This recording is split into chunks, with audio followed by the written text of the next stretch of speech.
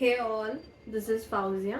இதுக்கு முன்னாடி நிறைய பேக் வித் மீ ஆர்டர்ஸை நான் ஷேர் பண்ணிக்கிறேன். ஃபர்ஸ்ட் டைமாக ஒரு ரிட்டர்ன் ஆர்டரை பற்றி தான் உங்கள் கூட நான் ஷேர் பண்ண போகிறேன். இது வந்துட்டு ஒரு ஆர்டிஓ ரிட்டர்ன் மீஷோலேருந்து வந்த ஒரு ஆர்டரை நான் பேக் பண்ணி சென்ட் பண்ணேன்.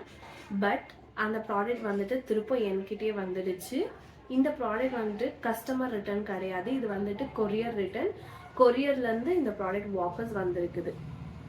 சென்ட் பண்ணது ஒரு சாரீ, பட் எனக்கு ரிசீவ் ஆகிருக்கிறது ஒரு கர்டைன். அதுவும் ரொம்பவே அழுக்கான ஒரு curtain, which is not acceptable. ரொம்பவே டிசப்பாயிண்டடாக இருக்குது. பட் இது நிறைய வீடியோஸ் பார்த்துருக்குறேன், இந்த மாதிரி ப்ராடக்ட்ஸ் வந்துட்டு ஃபேக்கான ப்ராடக்ட்ஸை திரும்ப கொடுப்பாங்கன்ட்டு. பட் நம்மளுக்கு ஒரு 100 ஆர்டர்ஸில் நம்மளுக்கு இந்த மாதிரி நடக்குதுனாக்கா அது அக்செப்டபிள் தான்.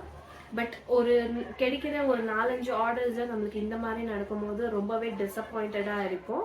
அண்ட் இதுக்கு எல்லாத்துக்கும் மேலே நான் பண்ண ஒரே ஒரு மிஸ்டேக் என்ன அப்படின்னாக்கா, மீஷோ வந்துட்டு புதுசாக கொரியர் பேக்கிங்கில் இன்ட்ரடியூஸ் பண்ணியிருக்கிறாங்க. அந்த பேக்கிங்கில் நான் பேக் பண்ணலை, ஜஸ்ட் நார்மல் ஆர்டரில் பேக்கிங் பண்ணேன். இப்போ என்னால் எந்த ஒரு ரிட்டர்ன் ரிக்வெஸ்ட்டும் ரேஸ் பண்ண முடியாது because of my mistake. But Xpressbees இந்த கொரியர் கம்பெனி பண்ணியிருக்கிற ஃப்ராட் வேலையை அக்செப்டே பண்ணிக்க முடியாது.